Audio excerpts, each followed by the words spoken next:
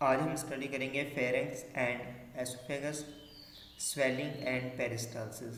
Pharynx क्या होती है? जहाँ हमारी फूड वाली ट्यूब और एयर वाली ट्यूब जो है कंबाइन होती हैं, वो एरिया को फेरेंक्स कहते हैं। एसोफेगस क्या होती है? ओरल कैविटी से स्टमक तक जो फूड जाती है वो एसोफेगस के ज़रिए जाती है। आगे हम इनकी डायग्राम भी देखें। इसी तरह स्वेलिंग क्या होती है? बोलस को स्वेल करना, निगलना जिसे कहते हैं, उसको स्वेलिंग कहते हैं उस प्रोसेस को। और पेरिस्टालसिस क्या होती है? एसोफेगस के अंदर जो फूड है मूव करती है, उस प्रोसेस को पेरिस्टालसिस कहते हैं।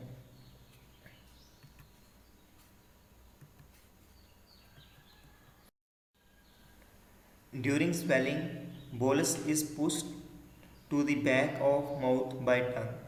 स्वेलिंग के दौरान क्या होता है? जब हम फूड को च्यू करते हैं तो उसके छोटे छोटे स्लिपरी से स्फेरिकल पीसेस बनते हैं जिसे हम बोलस कहते हैं। तो टंग क्या करती है? उसको बैक की तरफ, माउथ की बैक साइड की तरफ पुश करती है। When tongue push bolus, the soft palate also moves upward and to rare. तो जब टंग जो है बोलस को पुश करेगी बैकवर्ड, तो जो सॉफ्ट प्लेट होती है हमारे माउथ की अपर साइड पे, इनर अपर साइड पे, तो वो क्या करती है? वो भी अपवर्ड मूव करती है एंड टू रेयर, और पीछे की तरफ मूव करती है, जिसकी वजह से क्या होता है कि जो हमारी नेजल कैविटी है वो क्लोज हो जाती है। आगे जब हम इसकी वीडियो देखेंगे तो आपको क्लियर हो जाएगा। In this way the opening of nasal cavity is close. जब ये सॉफ्ट प्लेट अपवर्ड मूव करती है और पीछे की तरफ मूव करती है, तो क्या होता है? नेजल कैविटी जो है वो हमारी क्लोज हो जाती है। We swallowed the bolus passes pharynx to enter oesophagus. तो उसके बाद हम क्या करते हैं? जो बोलस है उसको स्वेलो करते हैं। वो कहाँ से पास होता है? Pharynx to enter oesophagus. Pharynx क्या है? फेरेंक्स कॉमन एंट्री है जो ट्रैकिया की तरफ भी जाती है और एसोफेगस की तरफ भी जाती है। ट्रैकिया क्या है? एयर पाइप है ये, जबकि जो एसोफेगस है वो फूड वाला पाइप है, ऐसे पाइप जिसमें से फूड पास होनी है। Pharynx has adaptation to prevent the entry of bolus particle in trachea, windpipe जो है, टू लंग्स। फेरेंक्स क्या करता है? फेरेंक्स के पास अडाप्टेशन है कि वो बोलस को एंटर ना होने दे ट्रैकिया के अंदर। ट्रैकिया क्या है? विंड पाइप है, जिसके थ्रू जो है हम एयर को इनहेल करते हैं into the lungs. During swallowing larynx, the top of trachea, उसको लैरिंक्स कहते हैं, moves upward and forces the epiglottis and flap of cartilage into horizontal position. Larynx क्या करता है? अपवर्ड मूव करता है, जिसकी वजह से एपिग्लोट्स पे फोर्स लगती है और वो हॉरिजॉन्टल पोजीशन में आ जाता है। दस glottis, that is the opening of trachea, is close. Glottis क्या है? Opening of trachea. एपिग्लोट्स क्या है? उसके ऊपर जो कवर होता है, फ्लैप होता है, जिसकी वजह से फूड जो है ट्रैकिया के अंदर नहीं आती है। आगे हम डायग्राम देखेंगे, अभी वीडियो देखेंगे तो आपको क्लियर हो जाएगा। अब हम वीडियो की मदद से इसको अंडरस्टैंड करेंगे। ये आपको जो नज़र आ रही है, ये सॉफ्ट प्लेट है। जब फूड यहाँ से पास होगी, टंग जो है इस बोलस को, ग्रीन कलर का जो आपको नज़र आ रहा है ये बोलस है, इसको जब बैकवर्ड पुश करेगी तो क्या होगा? सॉफ्ट प्लेट जो है हॉरिजॉन्टल हो जाएगी, इस डायरेक्शन में आ जाएगी, जिसकी वजह से ये जो नेजल कैविटी है, ये वाली, जो एयर को नोज़ के थ्रू जो है फेरेंक्स में, फेरेंक्स से फिर ट्रैकिया में लेके जाती है। तो नेजल कैविटी जो है, सॉफ्ट प्लेट जब हॉरिजॉन्टल होगी तो क्लोज हो जाएगी, जिसकी वजह से फूड जो है नेजल कैविटी में नहीं जाएगी, नोज़ में नहीं जाएगी।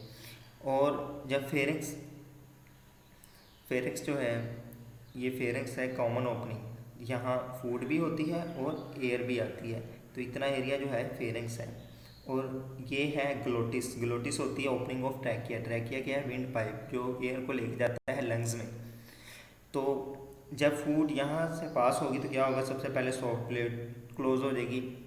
तो जब सॉफ्ट प्लेट क्लोज होगी तो जिसकी नेजल कैविटी में फूड नहीं एंटर होगी। उसके बाद जब फूड यहाँ से पास होगी तो ये जो ग्लोटिस है ये बैकवर्ड मूव करेगा, और एपिग्लोटिस जो है बैकवर्ड मूव करेगा, जिसकी वजह से ये जो है इसके ऊपर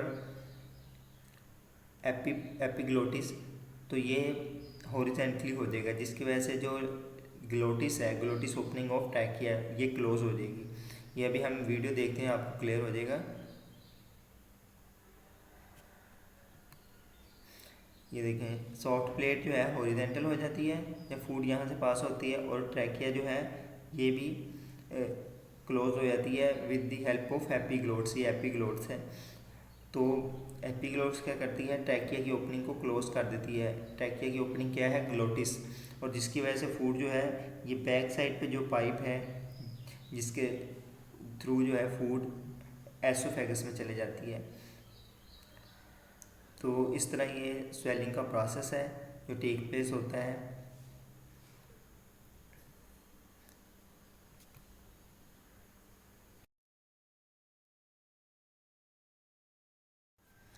नेक्स्ट है था beginning of swelling action is voluntary. Start में जब स्वेलिंग का एक्शन है वो वोलेंट्री होता है, हमारे कंट्रोल में होता है। जब हम किसी चीज़ को स्वेल कर लेते हैं वो एसोफेगस में चले जाती है, तो फिर क्या होता है, वो खुद ब खुद ही सारी जो स्वेलिंग का प्रोसेस है वो होता है। यानी कि फूड जो है फिर हमारे जो फेरिंग्स है, फेरिंग्स तक हमारा कंट्रोल होता है। फेरिंग्स से आगे एसोफेगस में फूड खुद ही ट्रैवल करती है। But once the food reaches the back of mouth, जब फूड जो है बैक ऑफ माउथ तक पहुंचती है, द स्वेलिंग बिकम ऑटोमेटिक, फिर स्वेलिंग का प्रोसेस ऑटोमेटिक हो जाता है। ये आप देख सकते हैं।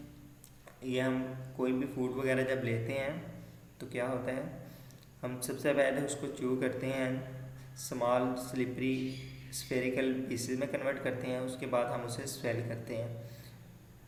तो ये टंग है, टंग जो है ये मूव करती है बैकवर्ड टू दी बोलस, और ये जो है हमारे पास ये सॉफ्ट प्लेट है, ये हार्ड प्लेट है स्टार्ट में, और ये पीछे वाली सॉफ्ट प्लेट है जो कि ये हॉरिजेंटल भी मूव करती है।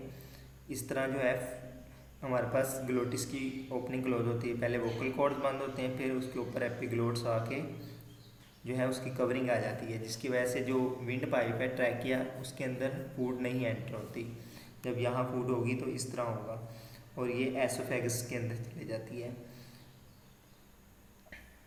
उसके बाद क्या होता है, ये दोनों ओपन हो जाते हैं, और ये पेरिस्टाल्टिक मूवमेंट है, यानी कि बैकवर्ड जो टिश्यू हैं वो क्या हो रहे हैं, कॉन्ट्रैक्ट हो रहे हैं, और सामने वाले जो फ्रंट वाले हैं वो रिलैक्स हो रहे हैं। इस तरह एसोफेगस के थ्रू जो है फूड स्टमक के अंदर चल जाती है। यहाँ जब फूड आ जाती है वो खुद ही मूव करती है।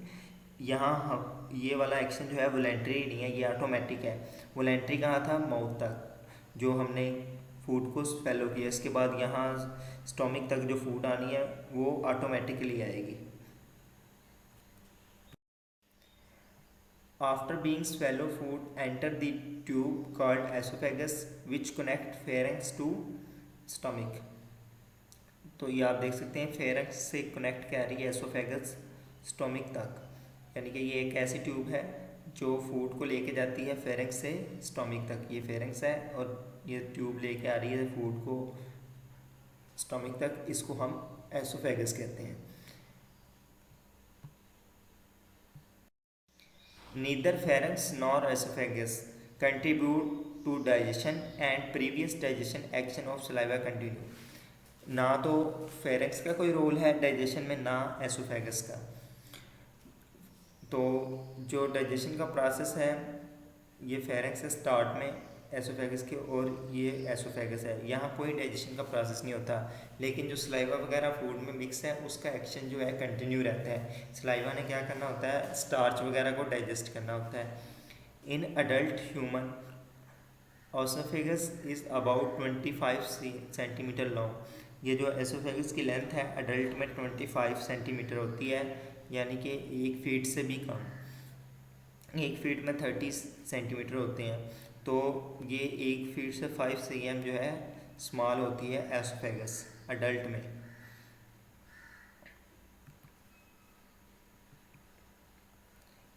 If due to any reason the direction of peristalsis reverse what would be the result.